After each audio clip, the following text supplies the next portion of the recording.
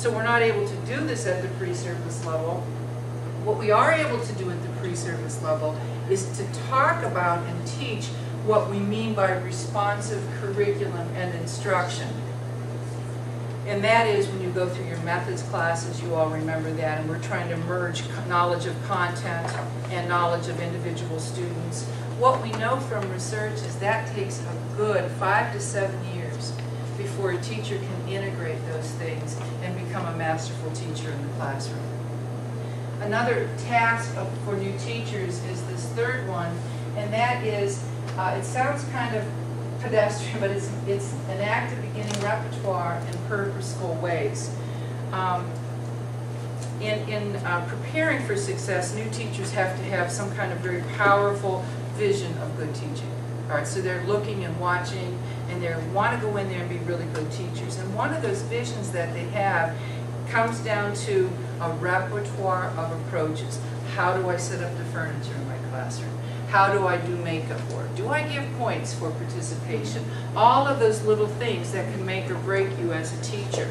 Now, new teachers need some kind of support and understanding so they don't just abandon ambitious ideas because they feel they're not too practical.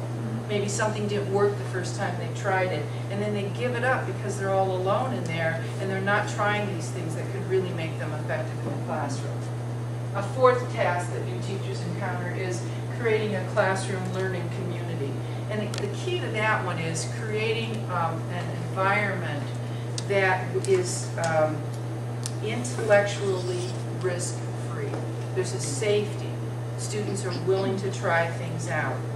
Now, you know how hard that is for you as experienced teachers. Imagine how hard it is for somebody just coming into the profession, right? So this really comes down to the idea of power and control. Both the teachers' power and control, the students, and the rest of the faculty. I have been reading this over and over and over again, that we are in a profession that really prizes compliance and pleasantries, right? So here we have these people who might want to try out and create an intellectually safe environment, and yet maybe they have colleagues who are judging them, or parents who are judging them, or perhaps these new teachers are even judging themselves. And if they are judged by how quiet and well-behaved they and their students are, again, we're going to avoid some kind of messy new learning activities.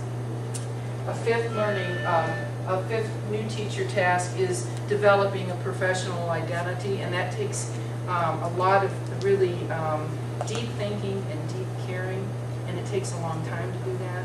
And finally, we know that new teachers need to be able to learn in and from practice. I think that's turning confusion into questions. And I really am impressed with the fact that you're looking at action research in this particular course.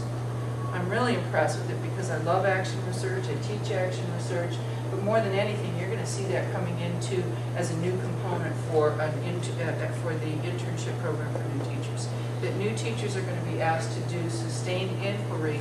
So if they try out writer's workshop in their classroom, if they try out something and it's not working the first time, they're going to be able to learn how to frame the question, collect the data, so they continue to try things out, and they're learning in and from their practice.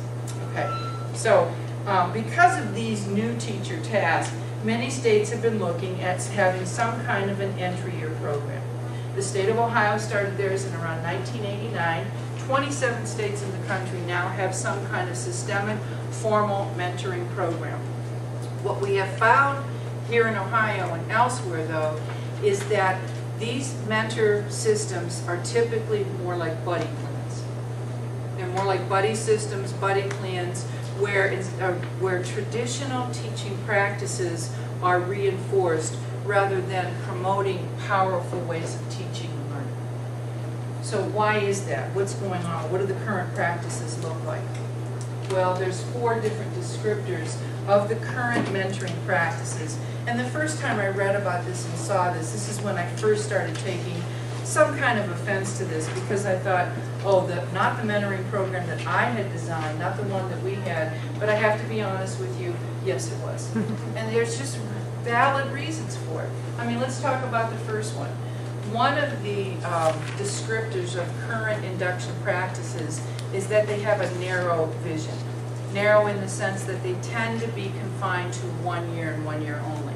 As if after 9 months of being in the classroom, suddenly you don't need support anymore. And we move them on and we just get the next batch of newbies coming in. All right? Most mentor programs promote what's called, or they really work under what we call a survival mentality. And I saw it time and time again where the mentor took it upon himself or herself to help that teacher get supplies. There's nothing wrong with that. Or to help that teacher prepare for an evaluation. There's nothing wrong with that. But is that all we are meant to do, is survive that first year? And then a fourth aspect under this idea of a narrow vision is there's a lack of coordination between pre-service providers and the induction coordinator. Again, I mentioned that earlier, but it's as if once they leave Kent State University, they're on their own, and now they're at the property of the school system. Wouldn't it be wonderful if we had professors from Kent State working with students here, but also helping school systems with that first year? Wouldn't it be wonderful if mentors, and what we're going to start calling, actually we're going to start calling them lead teachers or peer assistants, would be coming up here to work with professors and helping them as well. So again, that lack of coordination between the two entities is really causing us some problems. And a fourth reason why we say that current induction programs have a narrow vision is that the goal is simply to reduce stress and address immediate problems. That's it. And then we're done the first year. Now, there are some constraints to mentoring, and I know you all agree with this one. One of the biggest constraints is limited time. How many of you have ever mentored a new teacher, either formally? Okay, so you've been a mentor. How difficult? It's very difficult to go in and watch that person teach, isn't it? If you don't have the right, if you don't have a master schedule that allows you to go in there, you might never see that person teach. The only common time you might have together is lunchtime. Well, good. Then you get lunchtime, you could talk about something. But wouldn't it be better if you had enough time not only to watch each other teach, the new teacher could watch you teach, you two could go in and watch another teacher teach, and later on talk about that? The state's vision is actually one where mentors will be taken out of the classroom for 2 years. Is that under that stimulus plan? It's under some mind-boggling hallucination, so I'm not quite sure how it's going to happen. But somehow or other, lead teachers are supposed to have 2 years off so they can work with their mentees, okay? I'm not sure where the money's coming from. That's a concern that I have that we'll get to. Another constraint to mentoring is that the mentoring role is not defined, the roles and responsibilities of the mentor are not defined in educational terms. The roles and responsibilities of most mentors are really defined in emotional terms. Yeah, so a mentor really becomes a mother. They protect, they negotiate, they comfort, they provide, but they're not doing the things that we are educated to do, and that is teach. So they're not working with the entry-year teachers on an educational level. Again, it's really more of a protection, emotional kind of level.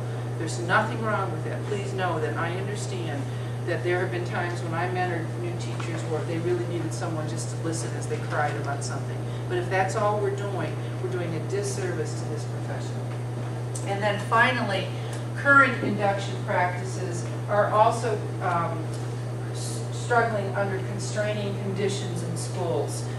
Here's a constraining condition. How many of you have been unnerved by the fact that we have this pecking order in our schools, and the longer you're there, the more apt you are to get the good kids, the good classes, the AP classes, right? And the new teachers, especially at the secondary level, get the hardest classes, the largest classes, the toughest ones to teach, all right? That's one constraining condition. Another one is we have this sense of teacher autonomy and non-interference. Teacher autonomy, you go into the room and you close the door. And nobody's supposed to come and watch you teach.